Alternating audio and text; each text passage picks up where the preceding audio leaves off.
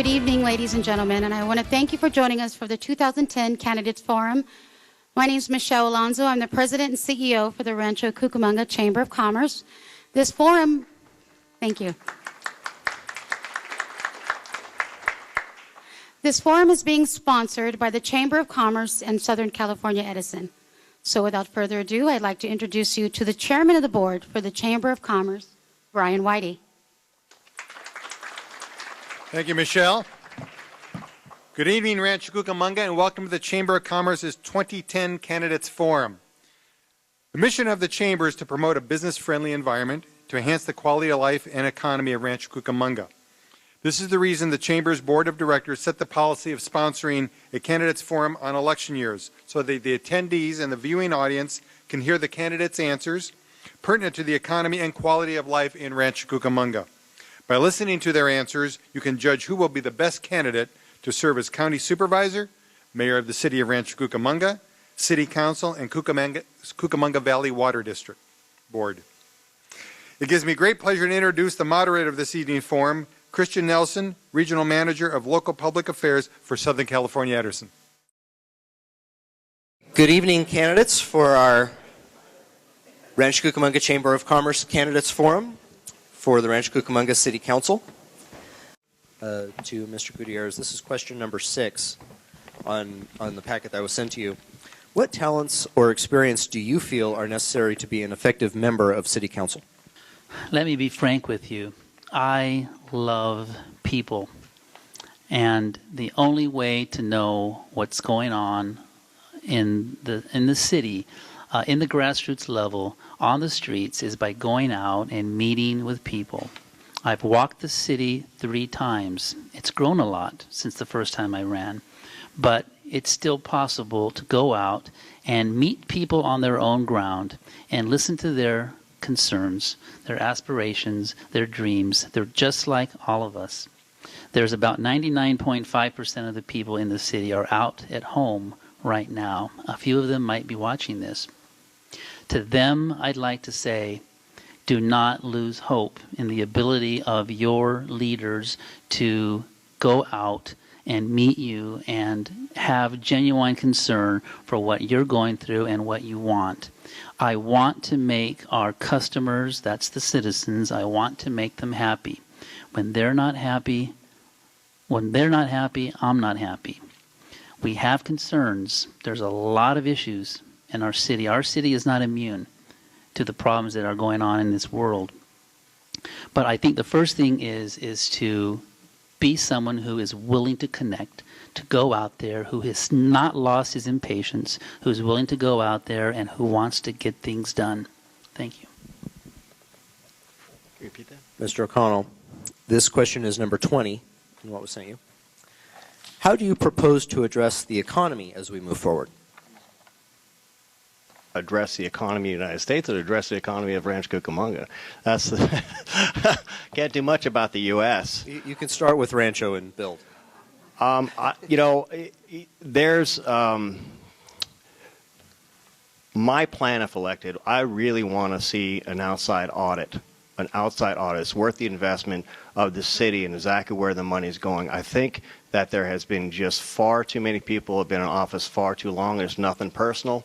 But when you have that type of entrenchment, you have too much special interest entrenched also with those people. And you have special interest pumping money into campaigns. You've got fire funds being pumped into different candidates up here even. And it's not, like I said, it's not personal. But we need to clean house. And we need to start first with the city council. We need to audit the city. We need to see, I'm not talking about a general audit. I'm talking about an outside independent voice to see where this money is going in the city.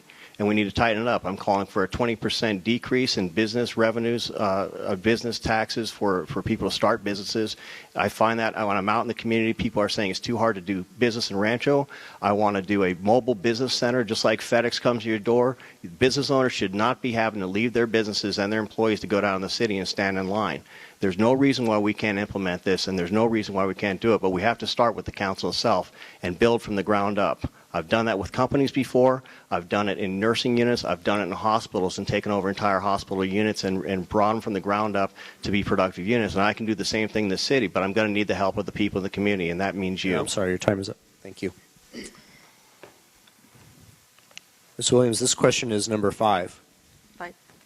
What will you do to bring new businesses into the community? Well, one thing I would continue to do is to utilize the economic resources that we have in our city. We set aside some budget funds for an economic development department, and they are very aggressive. And we have really stepped up the aggression to go out and attract clean, light industry, as we have solved some of the storm drain problem in the south part of our town. We've opened up a whole new arena for clean light industries to come in, and they bring good jobs. I would like to continue to pursue research and development industries. We've started that. We have started a whole program to attract mid-level corporate headquarters to come here, and with that we have of course wonderful amenities in Rancho Cucamonga, which is what brings the corporate headquarters, because it's where their employees want to live. We have I want to forget something. The green technologies being sort of a future hope here. But as we do more research and development, we can develop a reputation for having some of the best green technology companies here, which of course again brings jobs. Thank you. Mr. Buquet, this is question number 1. Are you familiar with the City of Bell scandal, and how could you or any member of the City Council avoid such situations within your authority and power? Yeah, regrettably, all of us are familiar, if we've picked up the newspapers and read about City of Bell. I mentioned before, and I truly believe this, is our City Council needs to be the right people making the right decisions for the right reasons. They must conduct themselves to the highest degree of ethics and integrity and be held responsible and accountable for their actions. Each of us as a council member has a fiduciary obligation to every one of our citizens relative to our fiscal responsibility on behalf of the citizens. And we need to ensure that all of our financial matters are transparent and fiscally responsible. And this clearly was not the case with Bell. I believe that we need to work harder to reestablish and connect with our citizens. I do want to say the City of Rancho Cucamonga has received quite a number of awards for fiscal prudence and responsibility. I'm not about to sit here and say that we need to do a wholesale audit or a forensic audit and review of the city and that there's stuff going on that shouldn't be going on. I trust the people that have been there. I trust our financial people. I've trusted our city manager. We as a council just need to make sure we work closely with our community, our citizens, and our businesses, and that we are as transparent as possible with all of our financial dealings and put it all out there for everybody to see. Because if you're invested in this community like I am, you want to make sure that the people that are handling your money and making the decisions that cost you money are being above board about everything. Thank you. Mr. Alexander, this is question number 4. Would you support the current contracts with fire and police services? Well, I don't think there's any real choice about supporting a contract. A contract is an agreement. But what I am in support of is sitting down and looking at renegotiating some of the heavy costs that are implied by both police and fire. It's the biggest and heaviest burden that this particular community has, and probably any community has. I think it probably would have been nice if we would have had both police and fire step up, and this is idealistic, and say, what can we do to help? What can we do to reduce costs? What can we do? Well, it didn't necessarily happen, although there has been some innuendos about trying to help. Right now, this community, as well as every community across the state of California, is suffering. They're suffering badly because there are extremely high benefit packages that are associated with these groups, and there's a lot of people that are employed by these groups.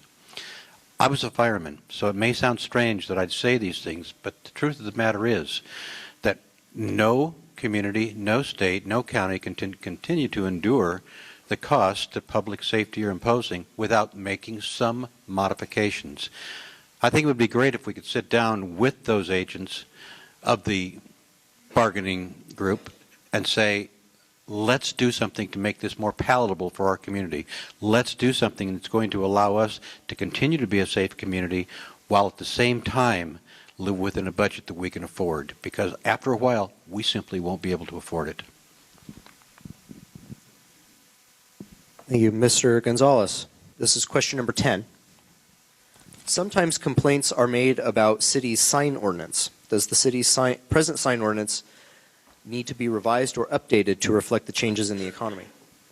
Well, I think that's a definitely appropriate question to ask me. Being, like I said, being in the real estate business, we definitely use a lot of signs, open house signs, to help our sellers, homeowners here in our city sell their homes.